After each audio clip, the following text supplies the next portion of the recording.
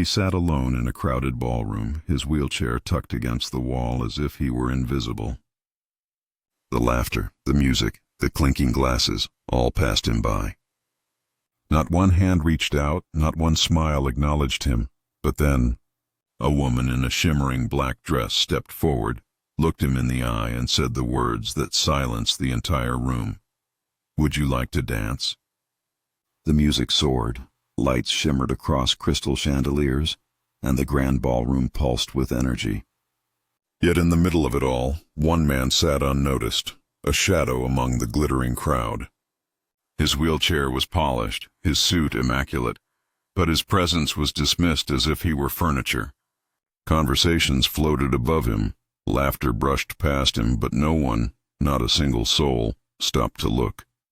He was a billionaire, though few in the room knew it. To them, he was only a man in a chair, an inconvenience to step around. Their glances slid past him like water against stone, indifferent, cold. The injustice burned silently in the air, an unspoken cruelty hidden beneath the perfume and polished shoes. The truth was, his story stretched far deeper than the silk suit he wore. Once he had stood tall, a soldier whose boots carried him through desert storms and smoke-filled nights. He had seen comrades fall, had felt the tremor of explosions shake the ground beneath him. The scent of sand and fire lingered in his memory like scars that never healed. A roadside blast had changed everything. In one deafening flash, the strength in his legs was stolen, leaving him bound to the chair that now carried him through life. But his spirit, unyielding, unbreakable, remained. Silent dignity became his armor. Wealth was never his pursuit, only survival, then service, then a relentless desire to rebuild. And rebuild he did. He poured his mind into business, crafting companies that thrived, feeding families, building schools. His empire rose quietly, and though his name appeared in financial circles, he never sought applause. Now here he was, in a ballroom that dripped with wealth and vanity. Yet not one guest saw him. Their eyes darted past him, searching for power, status, beauty, but not humanity. His silence was not weakness. It was resilience, the kind only those who had seen loss could understand. The music shifted, a waltz blooming across the hall. Couples joined hands, dresses swirled, tuxedos glided. He remained at the edge, still unseen. A whisper brushed his heart. Perhaps this is how it will always be. Invisible, forgotten. She moved with quiet confidence, a woman in a black gown that shimmered like midnight waves. Her eyes did not slide past him. They stopped, rested, held. She crossed the floor, not hurried, not hesitant, but certain, as though the crowd had parted just for her.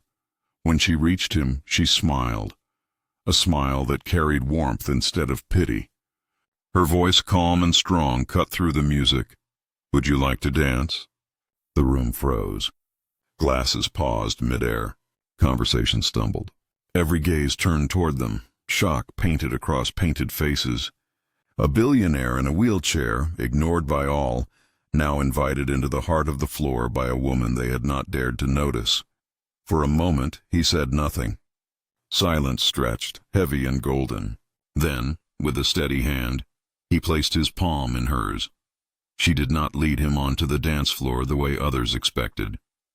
Instead, she lowered herself gracefully, kneeling so that their eyes were level, and together they swayed, not to impress, not to entertain, but to share dignity, to honor presence.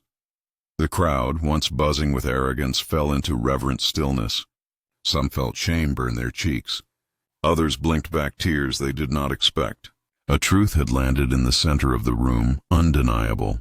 Respect is not owed to wealth, nor beauty, nor power, but to humanity itself. As they moved, he felt something he had not in years: freedom. For the first time, the chair did not define him, nor did his past wounds. In that moment, he was simply a man, dancing.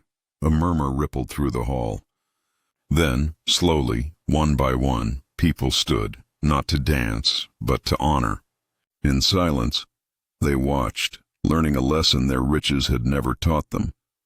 When the music faded, he looked at her, eyes shining. His voice, steady yet soft, carried words that would echo long after the night ended. Dignity is not given by others. It is carried within, and she, without hesitation, replied, "Sometimes it just takes one person to remind the world."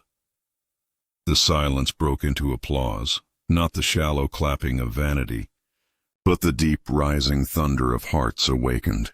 The billionaire did not need their praise. He had already won his battle long before this night. But in that room something shifted.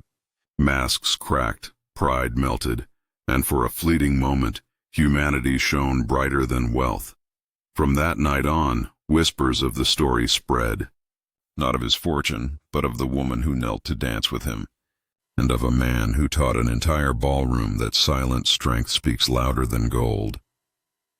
As the night drew to a close, he sat taller not because others finally noticed, but because one soul had reminded him that invisibility was never his destiny. His story was not about loss, but about resilience. Not about pity, but about honor. And so the lesson remained. The greatest strength is often silent. The deepest respect is found in the simplest acts.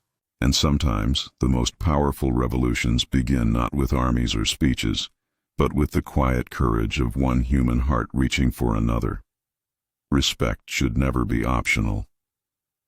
Dignity is not a gift to be given.